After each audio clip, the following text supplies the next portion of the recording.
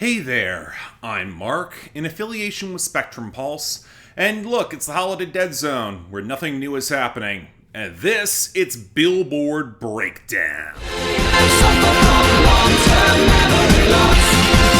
I don't remember. Well, here we are, folks. New calendar year. One more year-end list on my main channel I gotta finish off. And wouldn't you know it, the Hot 100 tracking week between Christmas and New Year's tends to be the most dead as any point in the year. We only have 2 new songs. It's gonna be a short episode. And quite frankly, I'm gonna run with it before next week is a deluge of everything resetting. I got enough stuff to do. But in the meantime, we do have the most stagnant time of the year, especially in our top 10, where I might as well just look at the streaming charts and say, it pretty much just mirrors that. Seriously, for the first 7, we can just run it down. Back at number 1, we got Rockin' Around the Christmas Tree by Brenda Lee, where she overtook the sales margin on All I Want for Christmas Is You by Mariah Carey, currently at number 2. Then followed, in order of their streaming performance, Jingle Bell Rock by Bobby Helms at number 3, Last Christmas by Wham at number 4, A Holly Jolly Christmas by Burl Ives at number 5, It's the Most Wonderful Time of the Year by Andy Williams at number 6, and Let It Snow by Dean Martin at number 7. Now, we did see a slight pickup for Feliz Navidad by Jose Feliciano at number 8. I chalk it up to a sneaky good sales week, and it actually overtook Lovin' On Me by Jack Harlow at number 9,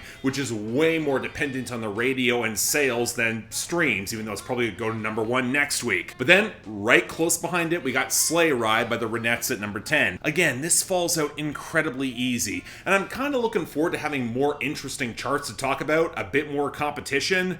I want to say by next week. Now this does take us to our losers and dropouts, and we do have 2 big ones in the latter category. Snooze by SZA and What Was I Made For by Billie Eilish finishing up their run and heading into recurrence. And the losers, look, over half of these are Nicki Minaj, with FTCU down to 53, Everybody with Lil Uzi Vert at 55, and Needle with Drake at 89. It's going to be kind of fascinating if or how any of these rebound when the holiday music goes away. And on that note, it's beginning to look a lot like Christmas by Perry Como saw a sudden drop down to 27. What is it with Perry Como and this song in particular and all the wonky chart bouncing? For holiday music, it's uncanny. And also Standing Next to You by Jungkook fell down to 97 because even doing well on sales around this time of year, it's not going to be enough. Now we've got our returns and our gains, and look, we're dealing with the last stretch of holiday music in the former category. That's why Mistletoe by Justin Bieber is back at 37, or Christmas Time Is Here by the Vince Guaraldi Trio hit 39, or Have Yourself a Merry Little Christmas by Michael Bublé hit 41, or Merry Christmas by Ed Sheeran and Elton John is somehow a thing at 46. What I find more interesting are El Amor de Su Vida by Grupo Frontera and Grupo Firm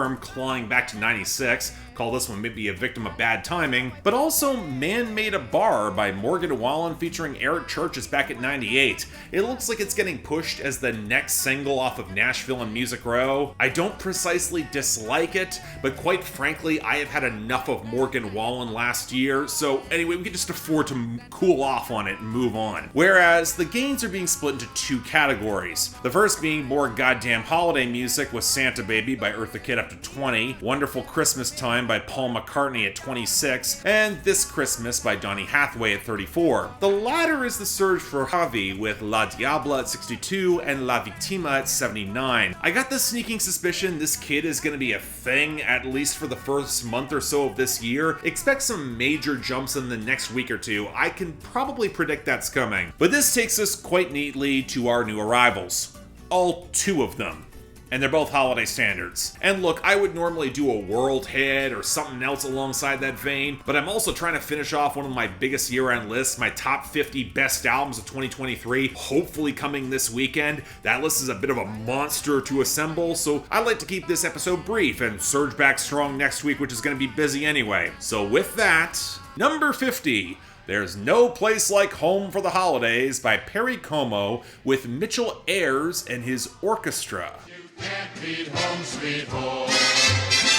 Okay, so this is going to take some explanation because if you're a chart watcher like me, you might blink and think, Wait a minute, this song from Perry Como, it's been charting semi-regularly for years. Why are you calling it a new entry? Well, here's where I have to inform you there are two versions of the song, and the one that you and I are likely more readily familiar with is from 1959. It's slower, it's a bit more dynamic and bouncy with that one zany verse. It's a holiday classic that happens to be one of my all-time favorite Christmas songs, and it was produced by Charles Green and Lee Shapiro. But that's not the original arrangement or producer. That goes back to 1954, also produced by Lee Shapiro, but now instead with Joe Carlton, and with the arrangement credited to Joe Reisman. I've also seen some annotations say that a very young Loretta Lynn worked on the original. This was according to Wikipedia. I think it might be wrong, given the printouts I found on images of the old 7-inch singles and shellac records. Look, while this was an interesting jaunt in the holiday music of nearly 70 years ago, the reality is that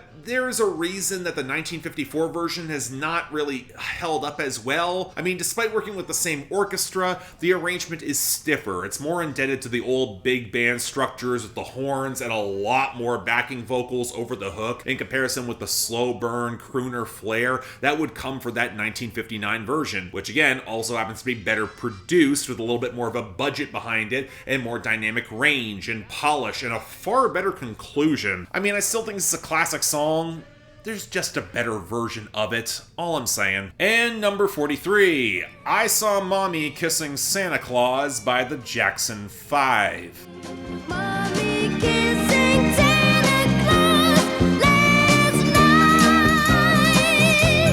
night. Whereas, I've always thought this was a Christmas novelty song that kinda sucked. The original actually predates Home for the Holidays, being cut in 1952 and sung by Jimmy Boyd, who was just 13 at the time. There was an urban legend that the adultery of this song prompted some controversy in the 1950s. I couldn't find a lot to back that up. What I can say is that the original song is kind of lousy. The arrangement is very classic country that probably plays things a little bit too tasteful, especially with the adult backing vocals not complementing Boyd's painfully adolescent delivery. And while the Jackson 5 are much better singers opposite an arrangement with more rollicking flair in the low end, and the tempo ramps up well, it feels very childlike, especially with Michael Jackson belting his lungs out. The song's still really kitschy. It's about the last thing I want to hear around that time of the holidays. Once you get the one joke, I'm kind of done with this. And I'm always a little bit shocked this is considered a holiday staple. The Jackson 5 Christmas album, it's actually really good, and the fact that this is buried at the very end of the original track listing,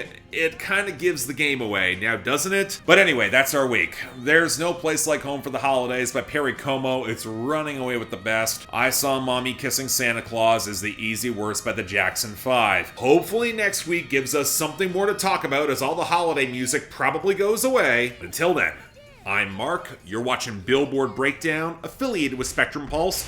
Happy New Year all, and I'll see you next time.